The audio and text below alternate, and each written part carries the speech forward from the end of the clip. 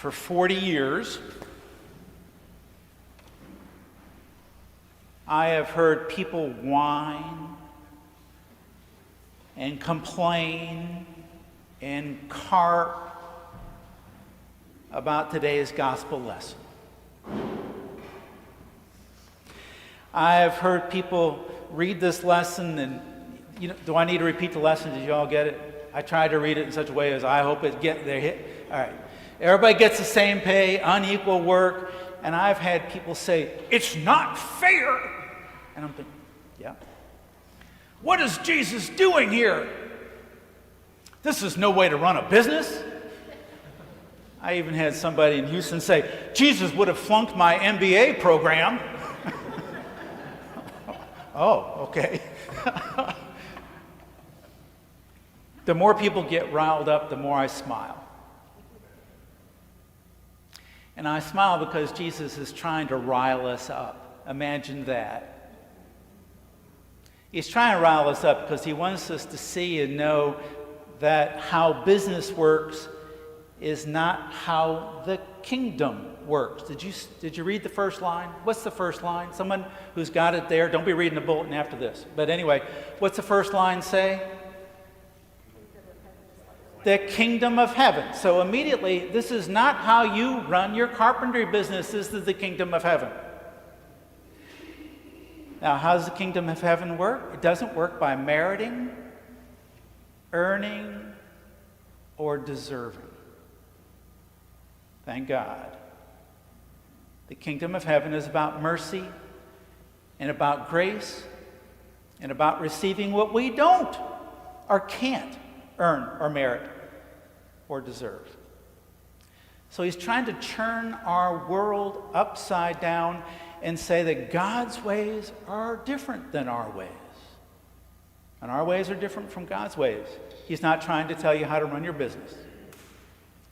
But he's trying to tell us this is how God works. For 40 years I've been preaching about grace. And as much as I believe it, trust it, want it, and know that I'm a sad man, a mad man, a crazy man, and a dead man without grace, I fall back into the default position for all of us, which is about earning and deserving and meriting. And sometimes I feel bad about the gap between what I say to you and how I live. And it's probably a good thing that I acknowledge that gap, because I'm still a work in progress as well. Now, I'm going to give you and give me a picture that might help us to receive more grace into our lives. Now, I'm here not talking about the end of the day where we're paid. I'm talking about the end of our lives. I'm talking about the very end of our lives, where we're leaving this life on to the next. And I do believe that this life is not all there is. And what's going to happen in the gap? What's going to happen in the gap is what I call the Great Review. So there we are. There's God. And the question is this: my child, what have you done with the life that I gave you? What did you do with your gifts? What did you do with your abilities? What did you do with the opportunities? Did you do all the good you could have done? Now, at that moment, there is no excusing. There is no blaming. There's no saying, that person made me do it, I'm a victim. It's just us. And every word spoken or not, every word action taken or not, every time we used somebody or consumed them or spoke evil about them, or when we didn't stand up for what we know is right.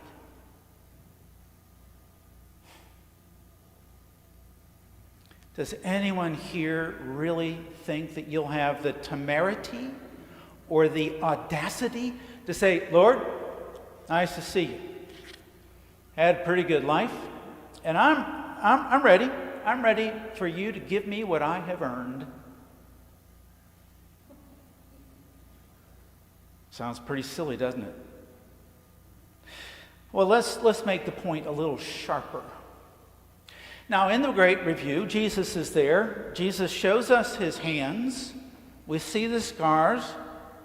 And we say, Jesus, thank you so much for your teachings. I was able to live in them. And that cross, I thank you for your courage. But frankly, I didn't need grace in my life, because I know that's how grace entered the world, but I didn't need it. Maybe the rest of those lousy lowlifes need it, but not me.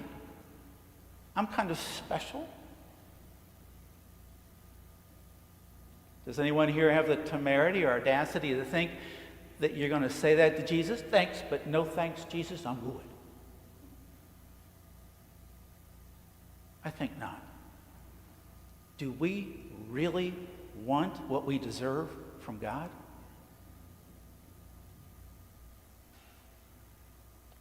Anybody? Not a one of us. So what do we need, and how do we hope that we can be covered at that moment? If we continue to hold on to earning and meriting and deserving, it not only hurts our relationship with God, it can destroy our souls, but it also will hurt every other relationship that we have. Can you imagine saying that to our children? I mean, what do our children deserve, really? I mean, maybe the convent, maybe military school, or maybe jail. At least for a long time. Or a muzzle. What do they deserve? It's not about deserving, you just love them. Or how about our spouse? What if we began thinking, well, you're not giving me enough given all I've done for you? What happens to love then? Where we start weighing and measuring what we've given and what they've given. What happens to love then?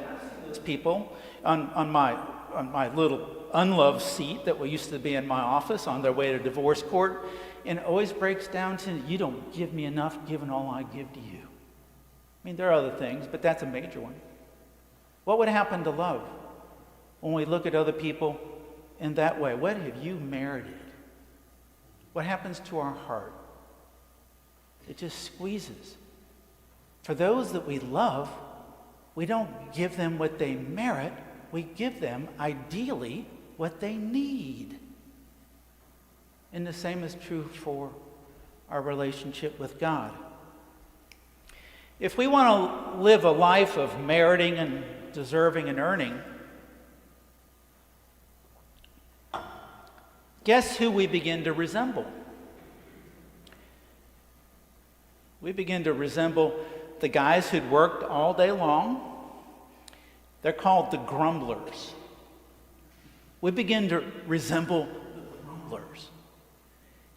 If anybody ever known somebody who just grumbles their way all through life? They're not, and I'm sure no one here has ever fallen into a season of that.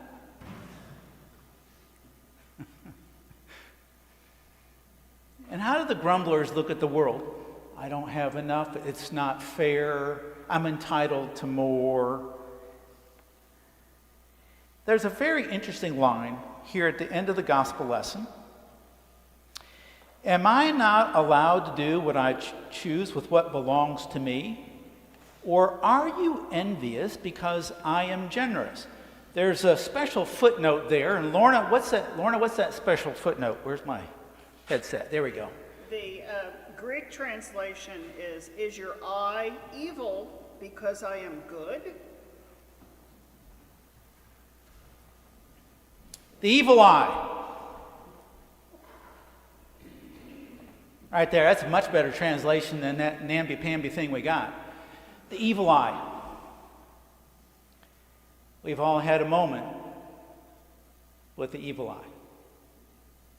When we turn the evil eye on somebody else, we're almost always going to think less of them, and we're going to walk around with disdain because they don't quite measure up. Every once in a while I'll see that happening in parish life. Not here, but other places. If we turn the evil eye upon ourselves, what happens? We'll despise our life. And we'll think that we're less than. We had a little moment on this past week where I invited everybody up into the sanctuary for communion, and someone got up there and says, "Am I allowed to come up here?" And her theology was, "I got to be good enough to come up here." Wrong. We're not good enough. Jesus makes us good enough. And that's what grace is. As long as we think we got to be good enough, we're going to actually be further away from God. So who are we in this story? Thank you for asking. Those last guys who come up, who worked 1 hour, they needed a whole day's pay to feed themselves and to feed their family. And they know that they're going to come home short, and everybody's going to be hungry. But when they got to the manager, they were given a full day's pay. And what did they feel? Relief, joy, jubilation, and they danced home. Look what I got. I got all I needed.